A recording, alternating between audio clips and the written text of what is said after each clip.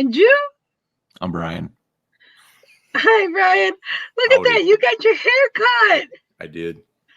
Oh, I can see your face more. I think I need to get my hair cut more often because it's like, wow, they notice like I get my hair cut. Did everybody notice? Several people did. Really? Isn't that funny? But not. I'm gonna have to look at you like yesterday's show because I don't think it was that much. But really, Yeah. see. Should have seen the person cleaning it up. Man, she had a lot of hair to clean up. Well, you could just see it's smoother or shorter on the top or sides. Oh, so, yeah. You feel better? I'm styling and profiling. Yeah. Do you feel lighter? And my ears are lower, as my dad used to say. It makes absolutely no sense. And when I tell people that don't understand that joke, they just roll their eyes. Like, I'm gonna go get my ears lowered, and it's like, all right, Brian. Whatever you say. Exactly. Just the less you think about it, the better. Yeah. You're right. And I'm doing that. I'm like, I'm not thinking about this.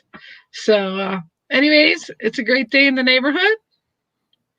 And let's see here. We've got today's topic: engaged couples declaring your future plans and putting it on paper. Mm-hmm. So, yeah, that should make a direct. That should keep you accountable a little bit. Well, I think that when you first have conversations about the things that matter to you, and then you go to the next level of actually writing it down, it deepens that thought process versus having it just be something where, you just talk about it, but there's no record of it. Yeah, there's no record of it. So yeah.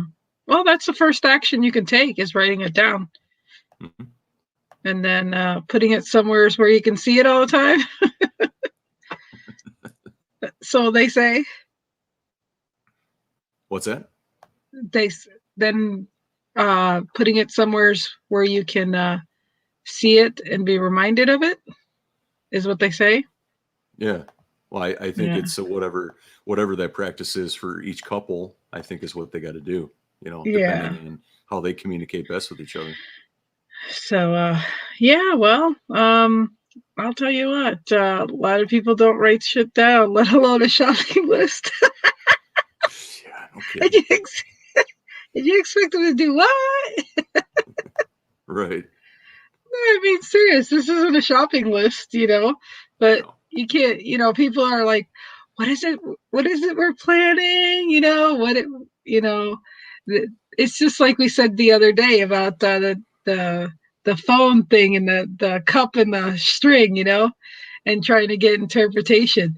It's like, well, I thought you said this. I thought you said that. Well, shit, we didn't write it down on our shopping list. Well, and I think that people put too much pressure on themselves is that like by writing it down, it's not like you're signing on the dotted line, but you can also erase it. You know what I mean? I mean, it's not like you're putting your life and relationship is not a finished product. It's an ongoing thing. And, but I think it makes people uncomfortable because they plant it in their head that even though the pencil has an eraser, they don't feel like they can change it. And it's just like, so then they do nothing, right? It's an easy way that overwhelm hits people is because they feel it's like, okay, I need to decide this now and I'm not going to revisit this at any given time down the road, which is not true at all. Yeah, well, this is where some people get railroaded in their plans. That's absolutely, that's one of the causes. Explain that. Explain the railroading. The railroading, just if they don't write it down, if they don't see it plainly on the paper together, that there can be you can misconstrue the plans for the future, and writing the plans down would help define what the mission is as a long-term goal. But this is where the people railroad themselves. If they don't choose to take that option, then they leave their self not to the destination they want. I think also, though, it's an easy out for somebody that is not aboard of the plans. So it's like slowly but surely you start flushing out Are they a part of this process or not? And it's Yeah. like when it actually, it's one thing to say it, it's another thing to do it. And, I've learned this over the years is that talking about it doesn't create the actions, only the actions do. And Yeah. so it's very easy to, think airy fairy hypothetical, but unless you write it down, unless, and it's not like it's set in stone. It never is going to be. But if you Yeah. don't put your stake in the ground, how do you know where the stake is going? You Yeah. know, That's totally true. You even need you a know, stake to put a pitch a tent.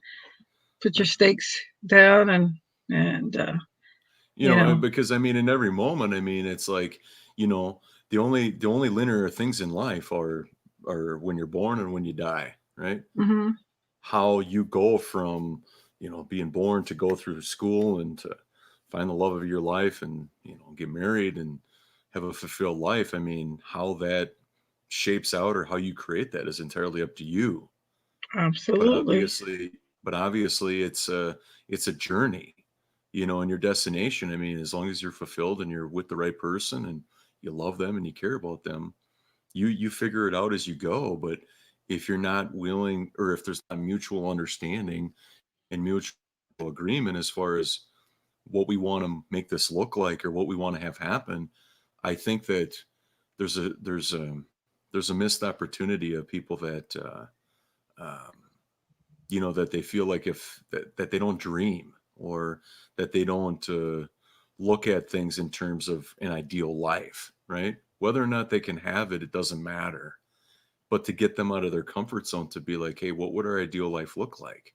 You know, Yeah. regardless of finances, regardless of that, but just to explore that realm, Right. could be very healthy, you know, and Absolutely. as opposed to minimizing it where it's like the why are we minimizing how great our life can be? I don't think a Yeah. lot of people I think a lot of people hold it the reins too close versus like and it's not like it'll become a reality, but if your mind is thinking of abundance and well-being and happiness, it's going to be a heck of a lot better than thinking about I'm not entitled to that, I don't deserve that, whatever, which is an entirely different thought process, entirely different. Yeah. And Well, like I said, the perspective of people. This really just brings up the point of communicating. Period.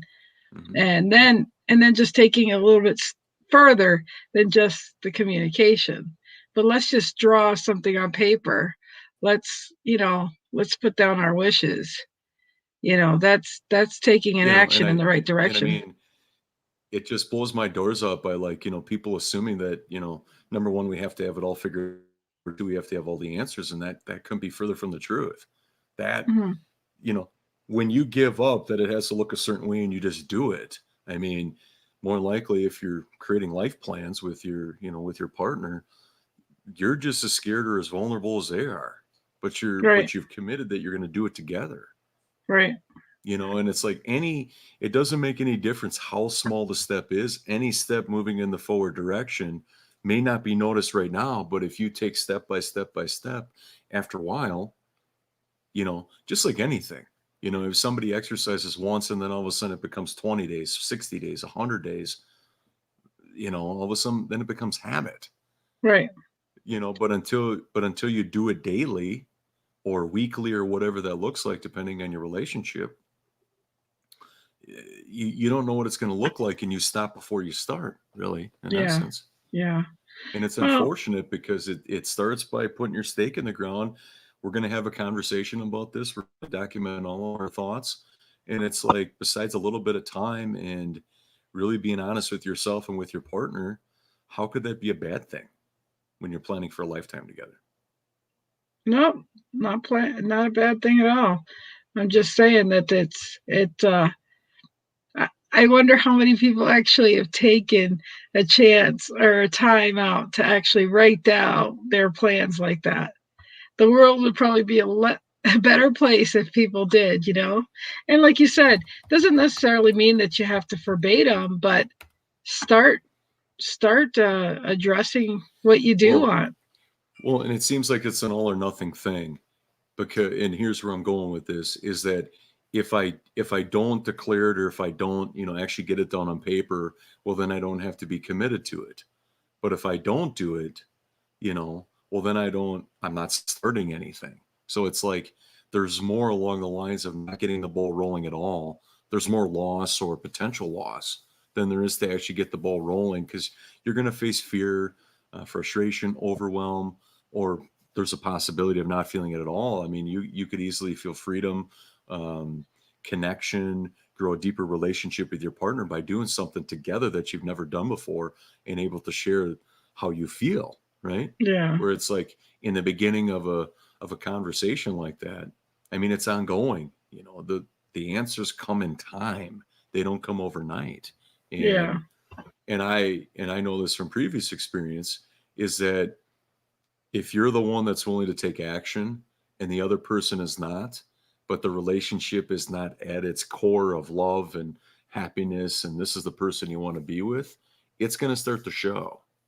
Oh yeah, for sure. You know what I mean? Because those actions don't lie. We're, and more than likely to create these plans, it's probably not the only area that there might be resistance to it, or a lack of action to actually sit down, take an hour or two, whatever that looks like, to actually start putting some parameters down. Start, just take out a piece of paper, just like an artist does. They start sketching something. They have no idea what it's going to look like. Absolutely no idea. It's okay if you can't draw, but just, a stick house looks okay. Yeah. But if, Just say, this is the house. but I think that, neurologically, and I'm only speaking for myself, is that just because and obviously this doesn't bring in if you're more of a perfectionist, if it's, you know, there's so many things in life that are not, like the day-to-day activities, like you start it, you finish it, you start it, you finish it.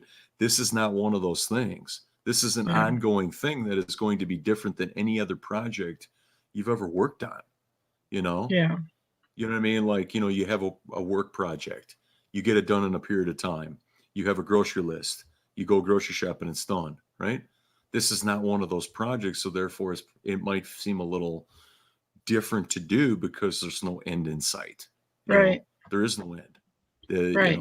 When you're planning for a life together, there is no end, Yeah. besides, going to the afterlife, going to heaven, Yeah. Well, that's definitely one way for people to look at it, is don't feel like because you're writing it down on paper that it can't be erased or redone or new sheet of paper. I mean, shoot, even when people make their wills, they're always changing that. I mean, doesn't mean, oh, can't do my will because it might change, you hmm know. I right? mean, it's one of those things where, at least you're working on something, and like you said, the logistics are at least good to write down Yeah. what you're looking for, and it, checking it every year or something, even if you're not going to look at it every day. hmm Check it 6 months. Is this the way we're going? Is this the way we're not going? Well, Whether it's saving money or whatever.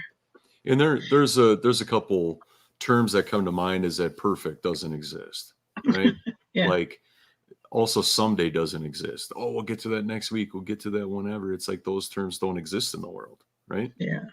And so the more that this stuff goes without examination, or actually doing the exercises, and the duration of when you're going to revisit this stuff, or having documentation of it, and obviously you need to have buy-in from your partner in order for this to work, right?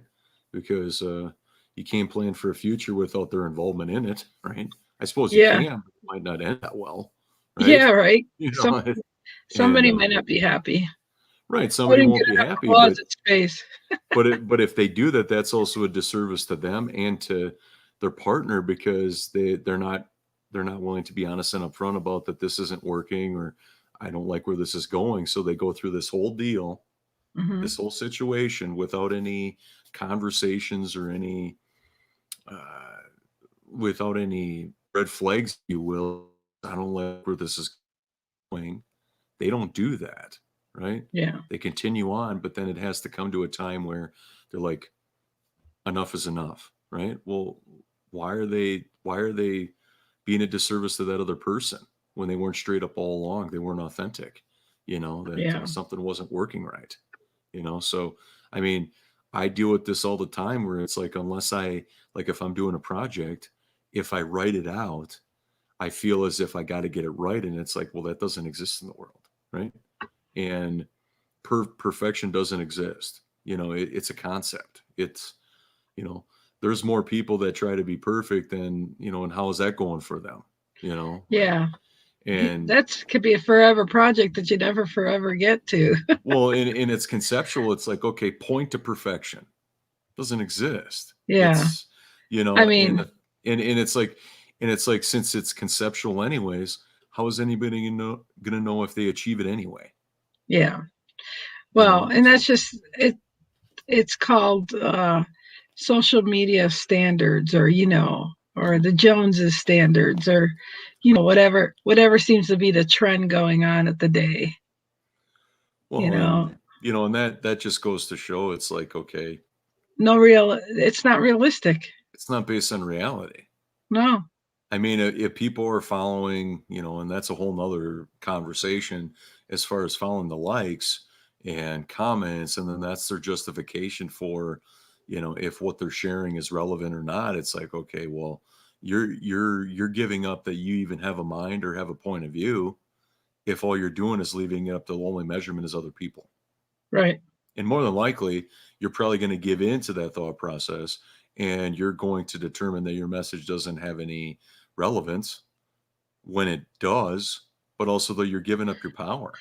You're Right. giving up that you have any control of anything you say, do, or hear. Yeah. Well, it's definitely conforming to those beliefs are not they're not good for anyone Right. to follow. Well, and it's like, to deepen, our topic for today is like declaring.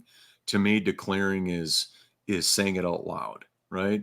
Saying it in front of, your partner, whoever else is involved. Maybe you have children, maybe you don't, but here's where I'm putting my stake in the ground, and I want to make it verbally known, right? Right. To me, it does something neurologically to the brain and to the mind and the heart when you actually can say with conviction and compassion that it's like, hey, here's what I want. Here's what I want to create, right? And we figure it out as human beings, right?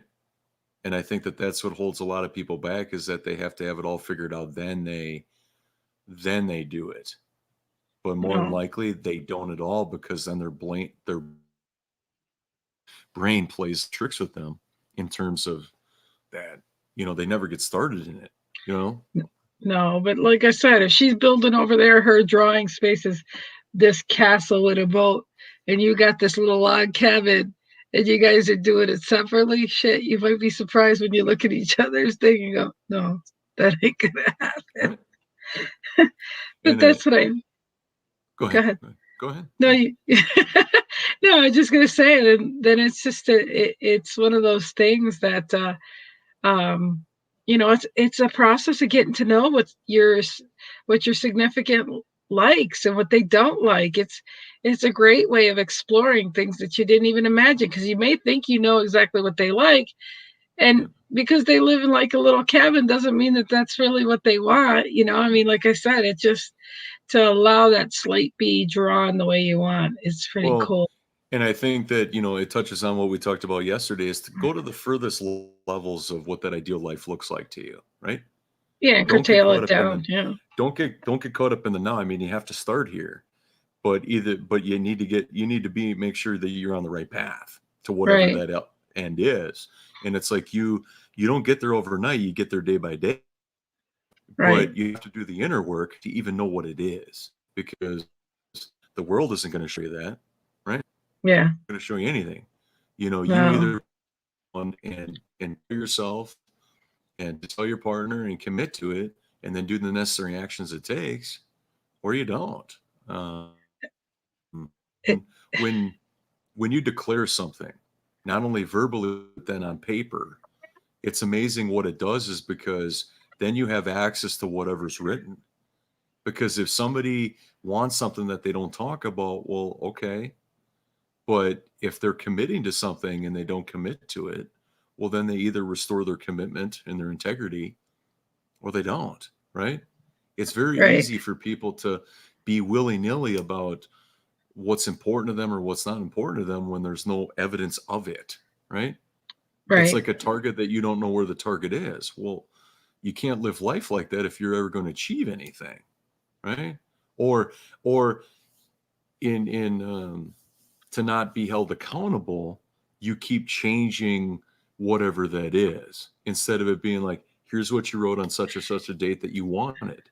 Well, I didn't say that. Well, It, it's a little hard to do it when it's in your own writing or it was yeah. with a partner in a private environment, you know?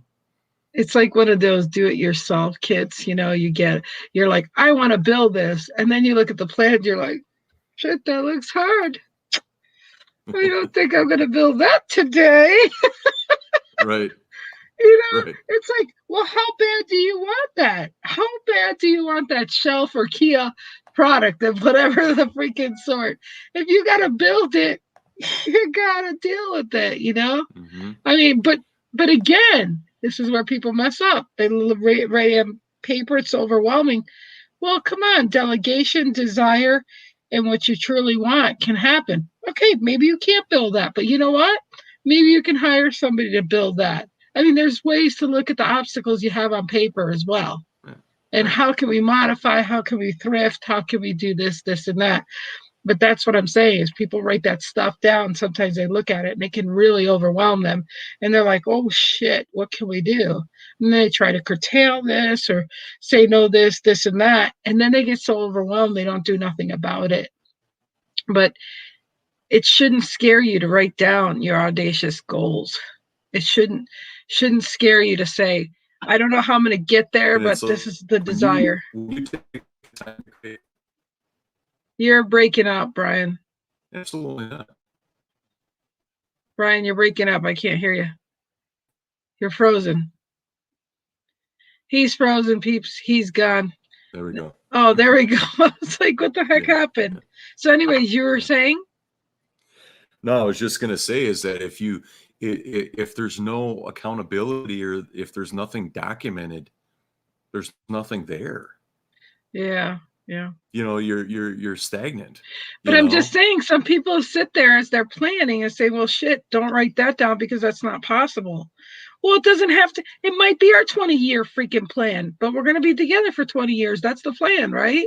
So let's work on it. I've seen and known friends that have bought property and taken like 5-10 years slowly building the shit. I mean, from the foundation to when they had extra to do concrete pad or this or that. I mean, because one, they're paying on the land. Two, they plan to have it. That's their forever home. They're going to take their time to do it as they do it.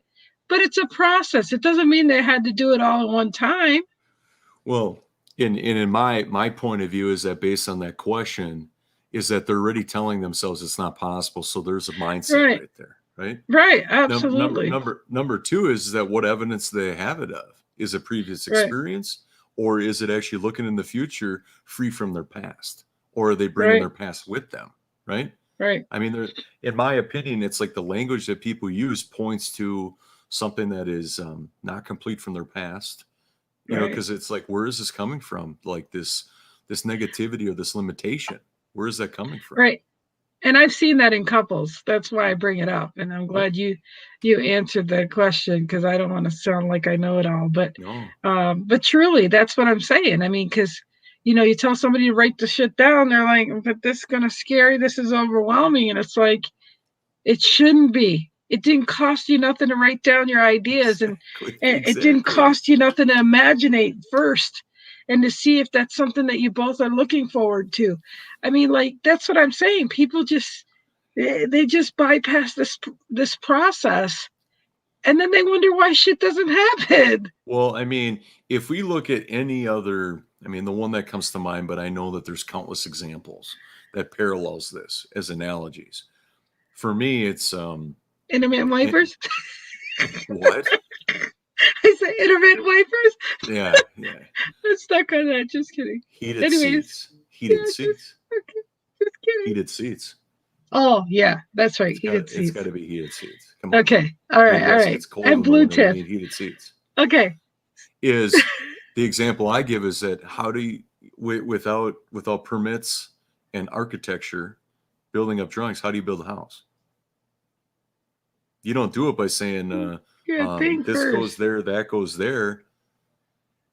Nobody's ever going to give you a building permit for, number one, you're not, Without blueprints. without blueprints, without permits, and then without even having the, you can have the insight as being the future home buyer, Right. but you also need somebody qualified in order to make it legal, right? Right. And it's like, do you want to build a house or not, like from scratch? Because if you want a spec home or something, that's a different process. But it parallels this, is that there has to be preparation put into what you want. I mean, it's simply put, anything that is worth your time and worth your love and commitment to, you have to put in the preparation in order to get what you want. And the outcome is that lifetime together, right? That love, that care, that commitment, and preparation. What are you doing to prepare for the test? What are you doing, like for us on our show? Would we be doing a disservice to all of our viewers? And we're honored and grateful for all of our loyal listeners and anybody catching the replay. We're grateful to have you here. But could Lynn and I show up with no topic, no thought process, and just banter for an hour? Sure. What's up, Charles? Hey, hang out with us, dude. Charles must have us confused with somebody else, because beautiful and smart. There's no. Oh, and he just called me. I'm not a beauty either. So thank you, Brian. No. Thank you, Brian. No. I don't. Charles was talking about you're beautiful and smart. I'm just the other guy. No. You found beautiful and smart people. You're smart. That's right. Yeah. But He that said wasn't people. a smart answer. He said people, but he really meant you. So that's what. Oh, no, that's sweet, but no. But No. yeah, seriously, getting down to this, it truly is something that people just try to bypass all these freaking steps. Well, and you touch on something that's very that just is not consistent with how people behave. Anything big that people are doing, they prepare for, right? You would hope. You would hope, but there's a lot of people that get married that I ask them these questions and they don't. They're like, we don't know. We're just starting at an apartment or this and that. I'm like, oh, okay, you guys are going somewhere fast. You know what I mean? Like, I'm just saying, this is very, very an important question to ask, and because without it, there is that foundation is going to crumble without that communication. And here's the thing, is that the one thing I learned about anything is just get started. Like, I had a therapist tell me, my current therapist, you're freezing again. Where I would get so in my head about the overwhelm of, like, I need to do this project, or I need to write this piece, right? And I would never start it. And Thank you, Charles. Thank you, Charles. I'm glad I'm included in that. I'm just kidding. Is that just get started, start writing, right? What do you got to lose? You're forward, and that parallels what we're talking about here.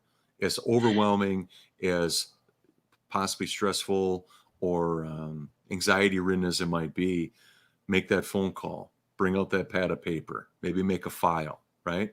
Because you're going to fill it up with stuff, but make it fun, make it a moment, make it an experience instead of this thing that we need to do. Well, how you perceive it is how it's going to look. It's so funny you say that, because that's just like how they should think before they get their big special wedding day. They should be creative and have fun, And I mean, my goodness, even if you have this lavish destination wedding and you can't afford that, hello, I've seen people be creative and just make the foods from that area, get pictures of that area, put them up, I mean, make the motif. I mean, like, I'm just saying, like, there's ways to create anything you want. It's just, but you got to have those thoughts down, and people don't.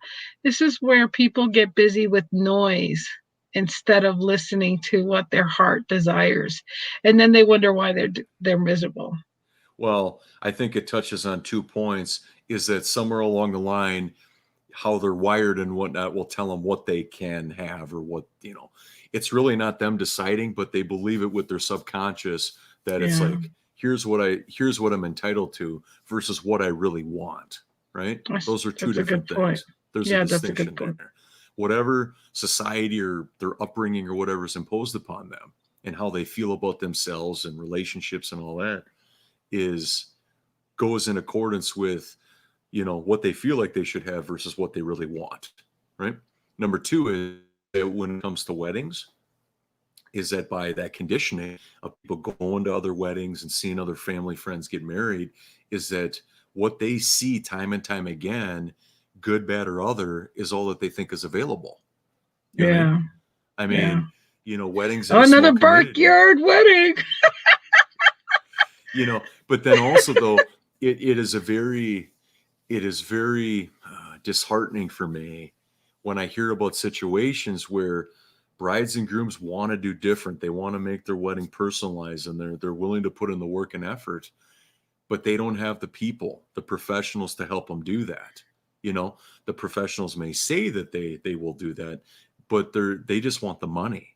They're not going to commit to that, right?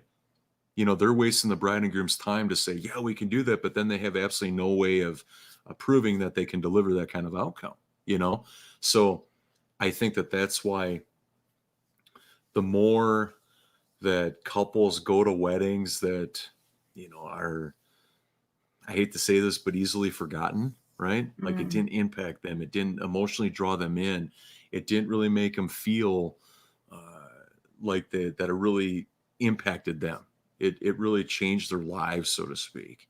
Is that to a couple getting married, they just hope that their wedding goes well, versus professionals that are able to take it off the table to be like, hey, we're not talking about if your wedding is going to be great. We're going to talk about how great it's going to be.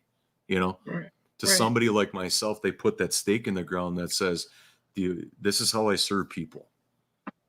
Your wedding is going to be amazing. It's just a matter of how amazing it's going to be. Let's start there. Let's not start from, like, if we look at neutral and above and then neutral and below, I think a lot of people just hope that their wedding is great, right? They just hope and pray. Well, Right. that's not Yeah. really much. There's not real No. much certainty in that, No. you Again, know? there goes some planning with that, and planning means writing some stuff down. Well, and I think that they have to have the people around them that are going to push them to get that result, regardless of, if they might name call or if they might not like it, because if they Yeah. declared that they wanted this kind of wedding, that peak and valley of effort and energy is going to waver throughout the planning process, right? Right. The closer the wedding gets, the more stress, the more anxiety, all of those types of things mount, because it's like, it's real and it's actually happening. So Charles says people need to think before they get married. I wish someone had told me that 38 years ago. Again, my wife still thinks what she ever saw in me. Wow. Oh, I can't believe that, Charles. No, No. Charles. No, Charles. So, And so maybe, like, even looking at it like a abundance versus scarcity is another topic we should talk about, because it's, before it's ever going to happen out in the real world, it has to begin, like I learned in some of my other training, be, do, and have versus have, do, and be, is that I think that those are opposites, right? Is right.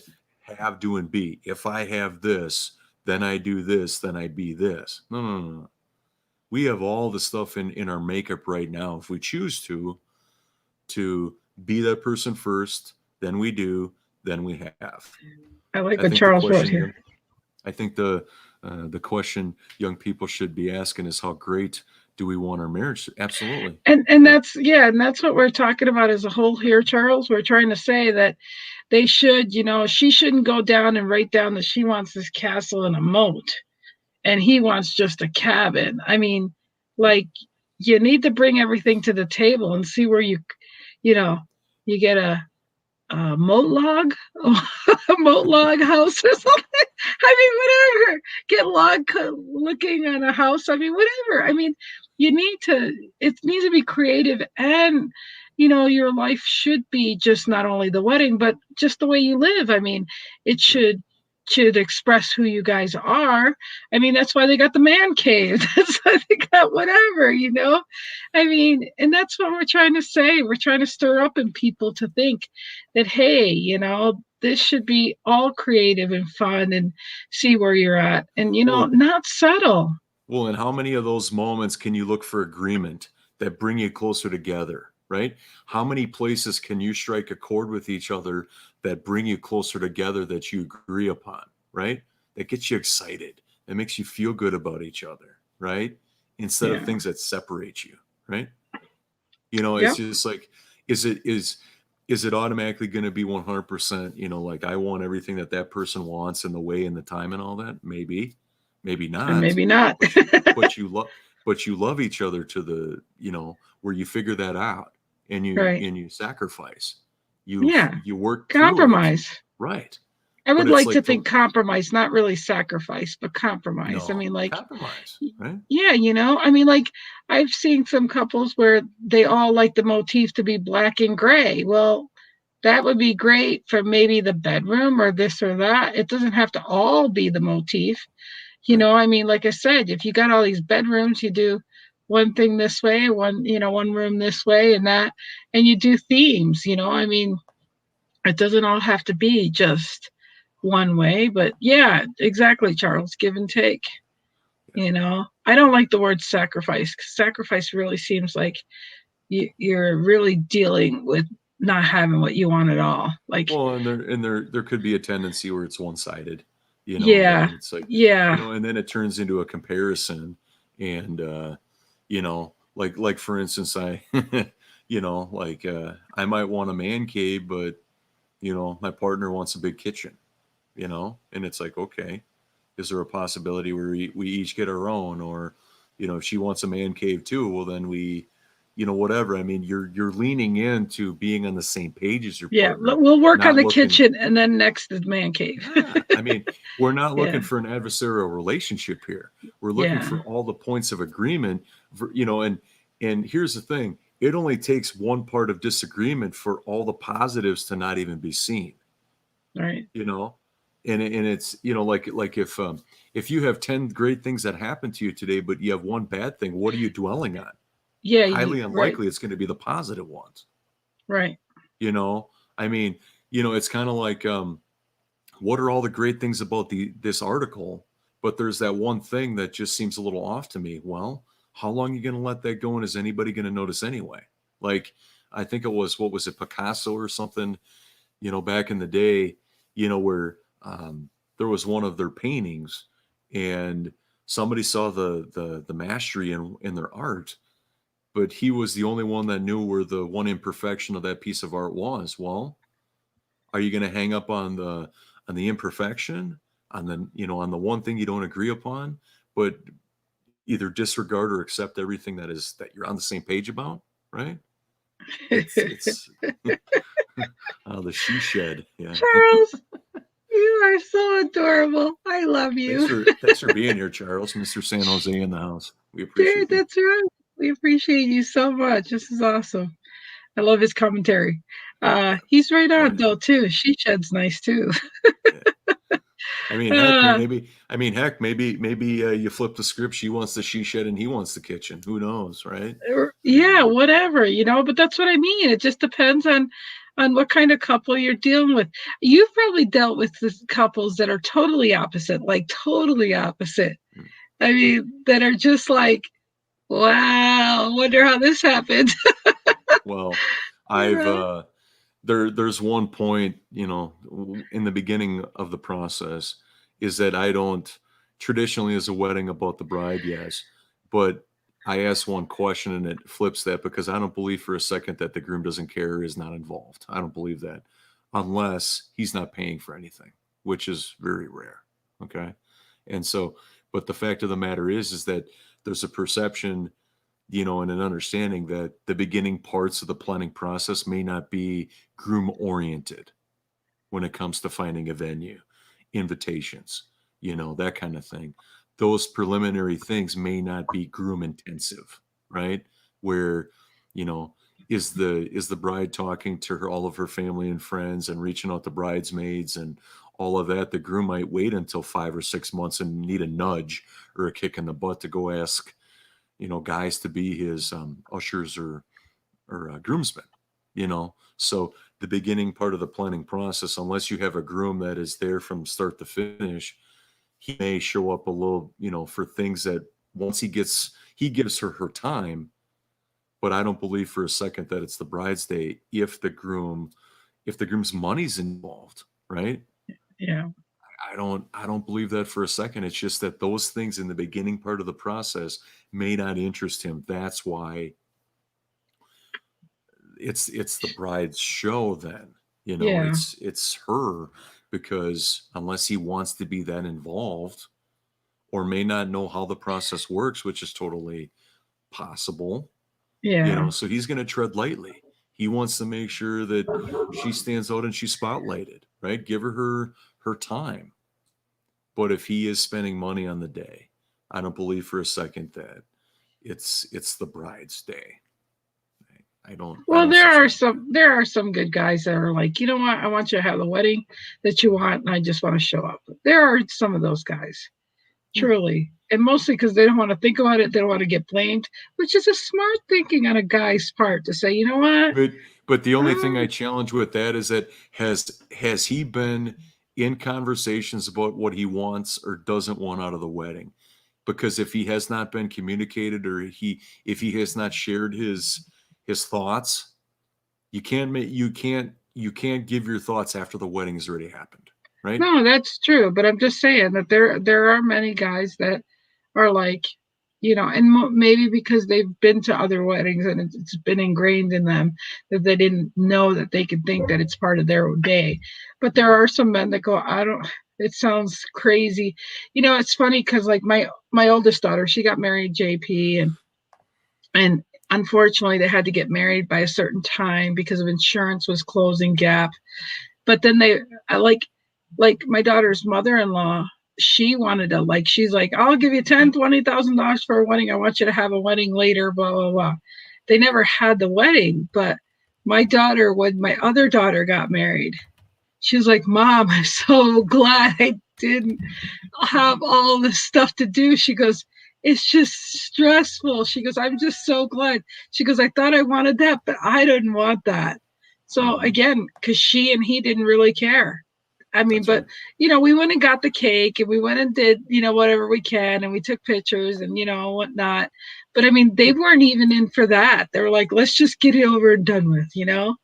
So yeah. I'm going to say one more thing about that, is that there's a lot of things, or there's a lot of patterns that can show up throughout the planning process that I hope are resolved in that, and they don't go to the marriage. And what I mean by that is when a bride is deciding on things without ever knowing the dollars that are involved, or ever having any conversations like of service providers or whatever, where whether she's doing it without talking to the groom about it, or even if it's something that's wanted, right? That kind of, I don't know, without knowing the dollars, or even if it's mutual, right? Does that other person want this? There might be something there that is a red flag, right? It's like, why does it feel like you have to go behind that person's back versus saying, hey, I want to make this a part of our wedding. What do you think? Right? I've witnessed some of that in the past, and it's just, it doesn't leave a very good taste, for a lifetime together, No, it or the doesn't. possibility of it, when, it's like and I think it's, I had one recently about lighting, and, I think it's worthwhile to ask a question. Is this something both of you guys want? Implying that they've actually talked about this, or the dollars are allocated towards it. Because otherwise, it's like, if one person wants it, the other person doesn't. Well, it's pretty concrete, that there's going to have to be a What's one. that? I probably shouldn't be asking this, but I'm going to ask it anyways. So, what's like the average wedding price going right now? I I mean, I can't answer. I yeah. can't answer that question, because I don't. I know that there's national averages, but I don't. What is in your mind's eye? What's the average? I don't Five, have ten an thousand? average. No, you don't. I've done weddings of $3,000, total budgets of $3,000 to $250,000. Yeah. So that's a big spread. Yeah, because You, because you never know. because here's the thing, and this is one of my hot ones. Just because you spend money on it doesn't mean it impacts your wedding. Period. Yeah. There's been a lot of weddings that I've seen, weddings I've been a part of, and weddings I haven't, where they had endless amounts of money to spend on things, but it doesn't mean that they were fulfilled, or that the pictures were any better, or that people were more entertained, or they're going to remember the wedding anymore. Right? You can't tell somebody that when they're convinced and influenced by whatever, that I need to have this. Okay, is it something that guests are going to comment on, or is it something that they're going to remember, 5, 10, 20, 30 years down the road? you know do you want people to be talking about how great the those chocolate covered pretzels were, or oh my God, I had an amazing time and it was so heartfelt, and it was your wedding. It was you guys to a T. What's going Right. to be a what's going to be a longer standing conversation that keeps coming whenever weddings come to mind? Oh, you You kidding? know? I've been to weddings where Rick and I were talking about. I don't know if his niece will watch this or not, but everything was gorgeous. Everything was wonderful, but the meal was awful. Yeah. That And meal so was, and so what I'm and going they to paid say, a lot of money. They paid a lot of money. this is something, I mean, I got my master's in wedding and event planning, I don't know, about a year ago. And it's like I have a certain mindset about things, but it's like the way I will answer what your budget is that examine your top priority professionals. Who are the top 3 people? Because you work with people, you don't pay for things, you work with people, right? If a florist is important to you, the florist makes the flowers. You don't buy the flowers, right? They make them. The labor, right? The look, the specific flowers that go together. And so start with your top 3 professionals, the people that you put all your trust in, the people that you're pretty much giving over the keys to say, hey, you're a must have for me. I know what you're going to do. I know that when people comment about my wedding, that we can trace it back to you because of your efforts, right? Invest in those people. You know, if entertainment is important to you, if flowers, if the dinner, identify those priority people where it's like all of the success of your wedding is in there. Those are the people to invest your money in first. Everybody else secondary. Evaluate them as you please. Because otherwise, if you don't identify who's most important to you, who's a priority to you to get the outcome you want, you're going to be spinning your wheels. You potentially be spending money to people where you don't even know what they're going to be accountable to, right? And Yeah. so, I mean, it saddens me when people feel like spend, they have to enamor people, or if they have to blow people away, with all sorts of, elaborate things, right? Right. But number one, Is the that bride going and to groom are really pulled matter? in all these, right? We're going to give everybody a lavish experience, but is it going to fall in the memory bank of, oh, that was a good wedding? Well, you could have had a great wedding for much less money, and it gave you the same outcome in terms of the memories, right? Right. So just because you throw money at it doesn't mean that the wedding is going to be better. And I think that is one of the biggest myths that people don't understand is impact, relatedness. Were guests engaged? Did they love being there? Did they feel your love story? Did it make them come closer together if they're married? Did they feel something throughout the whole experience? Those are priceless things that unfortunately people don't witness very much at weddings. Because if they're at a wedding that really drew them in and really made them engaged and want to participate and want to feel, that's when people do things they don't normally do at weddings, like dance all night or dance on chairs or whatever that might be, because they Yeah. felt it, that this space was carved out for them to show up and to participate. And this is the way that they rewarded the bride and groom for being a part of the day. I watched a friend of mine pay $75,000 for his daughter's wedding, and watched the stress that he went through. It fell apart within 2 years. That was 2 years of our salary. They spent more time planning the wedding than they did their marriage. Yeah. I mean, what I'm saying right here, to my knowledge, is not in any wedding magazines. It is Yeah. not shared by any professional No, wedding because they don't give a planners. shit. They just want them to. You want let's tack on more $50,000 more. Yeah, Correct. there's no shame. There's no shame in what they're taking for the experience Right. sometimes. And so that's why if you have the must-have professionals that you confide in and pay them their fee because you value them so much, the rest of those professionals doesn't mean like they're less or that you value them less, but to the outcome.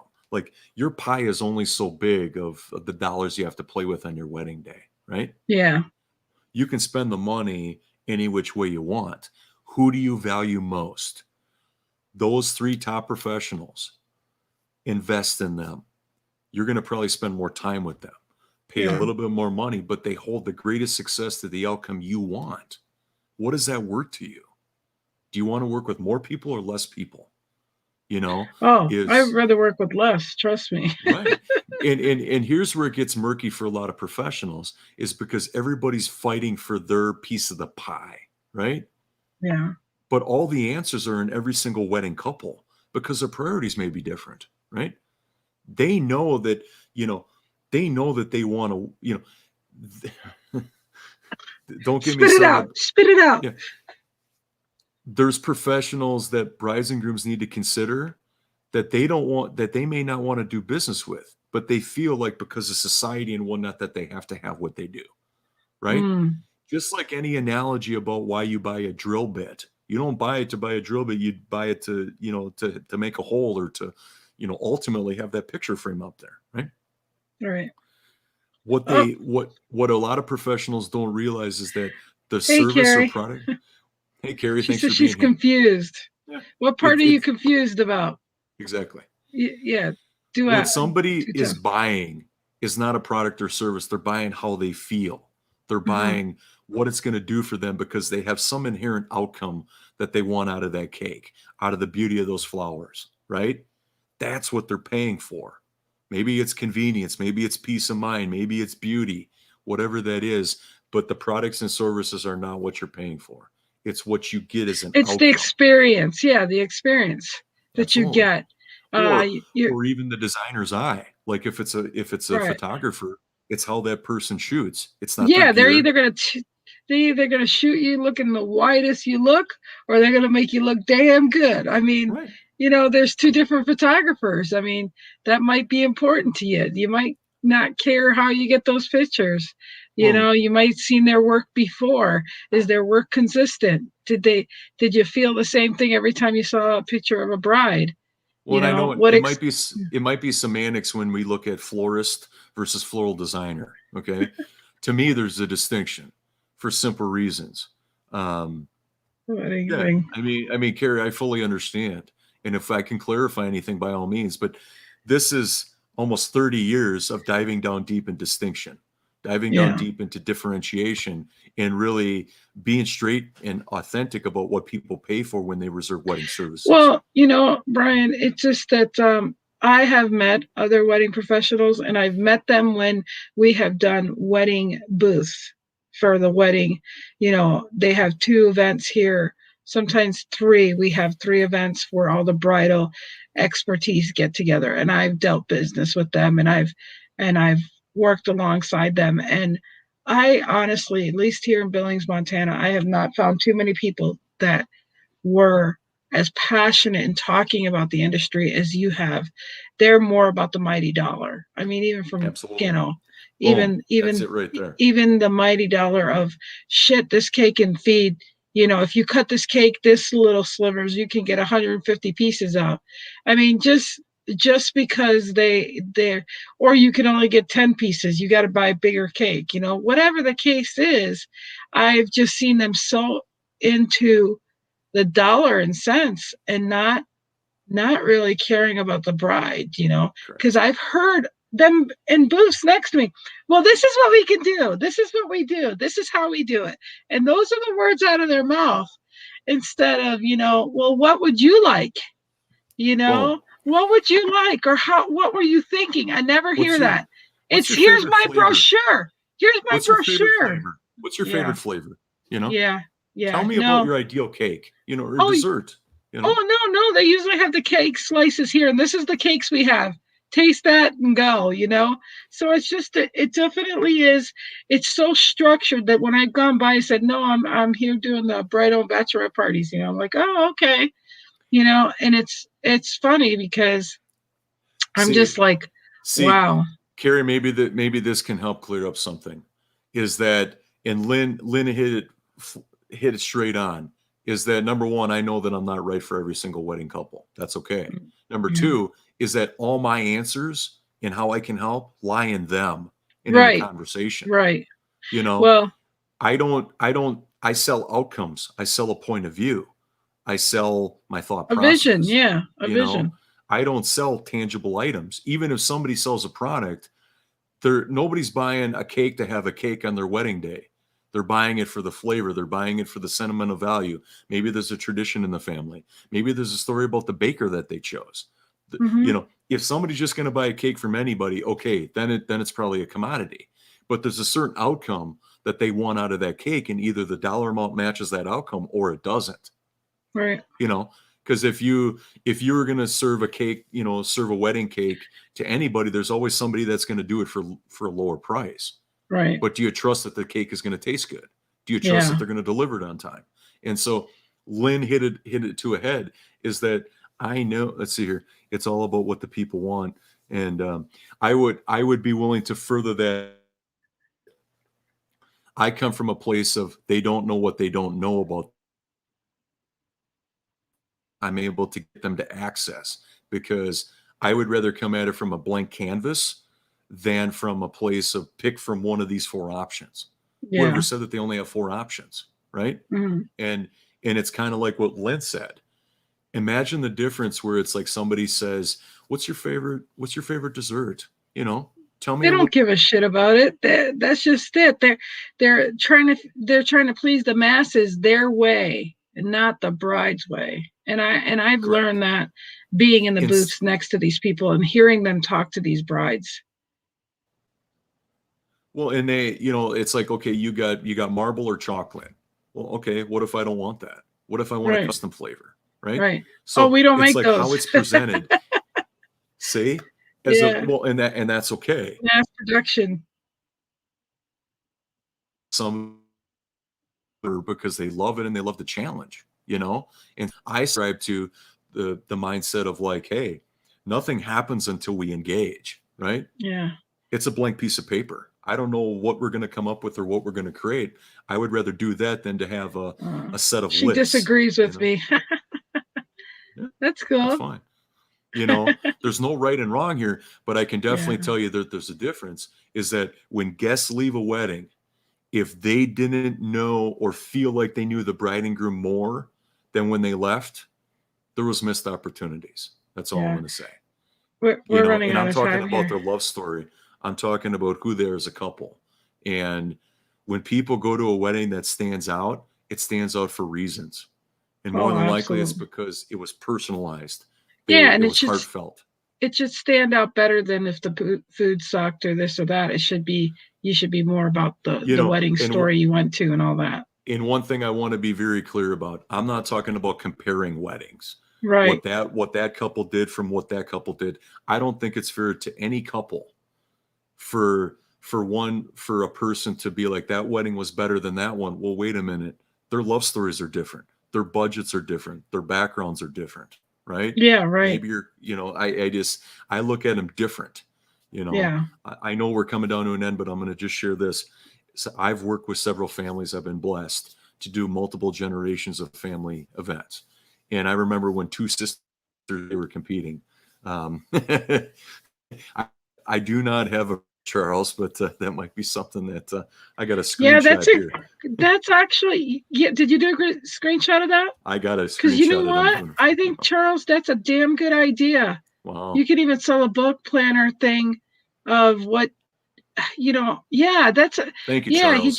He just made me, blew my mind right there. He just made me think that you should at least, you should write a book. We could even collaborate a little bit on what things that if you hear them say those things, run for the hills, because they're telling you exactly what you're going to get. You're going to get what they want you to get, not what you want. Well, and what's in your best interest? A lot of Right. professionals only have their bottom line in interest. They don't have your best interest in mind. As an advisor, as a source, as an expert, they're just concerned about the dollars. Then they're going to promise you the world, but then when are they going to start delivering on those promises? Well, And I getting back to Charles real quick. If you do a course like that, and after they see with creating your wedding, you could charge them $200 for the course. But if they go with you, you could take that $200 towards their yeah, wedding with you. So thank yeah, you, thank you, yeah. Charles, I for I was actually just thinking about that. The fact that you can do that, just say, this is a charge up front, well, but once you get through it on page, go ahead. and I know that we're running sorry to interrupt, Lynn, but I know It's that okay. we're running on time. But Charles, thank you for that. Not only to put that in my visual, but number two is that um, bringing up a blind spot to me, right? Because I just want to Yeah. help, right? Number Yeah. three is, and Carrie, maybe this can help you, is that creating your wedding, assuming nothing, not having parameters on what your wedding can and can't be, disrupts that whole thing. Let's start from a Absolutely. place of nothing and go from there. That is Absolutely. approach that I love to do. That's the only way I serve people is from nothing. Instead of it being Absolutely. like, here's templates or here's some forms to fill out. That's like what Lynn was talking about. Like, hey, here are cakes. This is what you get. Choose one or don't choose any. Right. There is a marketplace for that kind of customer, but it doesn't mean Yeah. that that's all there is. So, Right. thanks everybody for your contributions. And Charles, man, I'm still thinking about what you just shared. So thank you very much for your input. And so, thanks everybody for all of your interaction with us today. So the action step in question is, what's holding you accountable to doing this work and by when? So for engaged couples or for married couples, who's holding you accountable? And I'm not talking about like We'll engaged see you couples. later. We'll see you later in class tonight. Hi, Charles. See ya. Thanks for your contributions. Is that who's holding you accountable to doing this work and by when? And if it's an engaged couple, I'm thinking about the best man or a close friend of the groom, right? Or maybe the bride's sister, her mom, somebody outside of you two as a couple. Who's going to be willing, that has the personality and the drive to hold you accountable for what you're doing, right? Where they're going to be straight up with you about what you put at stake, and they're going to make sure that you hold accountable to it. Who's Okay, holding you Brian. accountable to I'm this work? keeping you accountable. Our asses need to be off of here now. Boom. Got it. I get going. So thanks everybody. Oh man. Anyhow, I appreciate you guys being here, and we will see you tomorrow. Bye Thanks, everyone. guys. Bye.